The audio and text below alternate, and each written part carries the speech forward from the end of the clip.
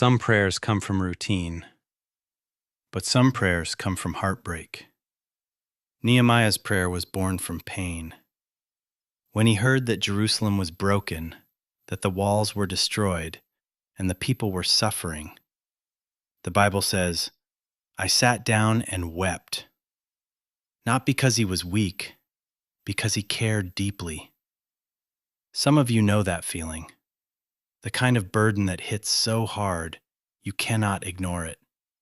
A family problem, financial pressure, emotional exhaustion, a season where everything feels heavy. Nehemiah did not pretend to be okay. He wept. For some days I mourned and fasted and prayed before the God of heaven. Notice this carefully. Before Nehemiah rebuilt walls, he first prayed.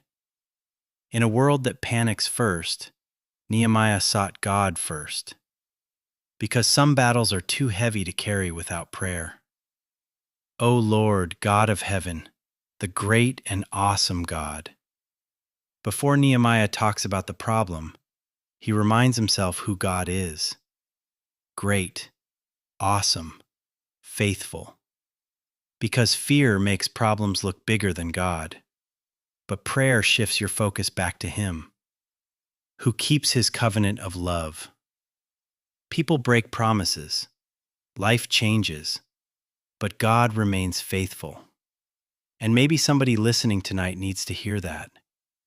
God has not abandoned you, even if life feels uncertain right now.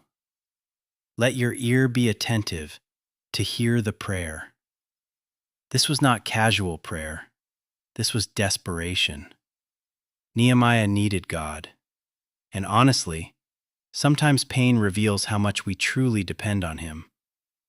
I confess the sins we Israelites, including myself. This part is powerful. Nehemiah did not only blame others, he humbled himself before God. Real prayer is not just, God, change everybody else. Sometimes real prayer says, God, change me too. We have acted very wickedly toward you. No excuses, no pretending, just honesty. Because healing begins where pretending ends. God heals the honest heart. But if you return to me, that is the heart of Nehemiah's prayer. Return to God. Not perfection, not performance. Return.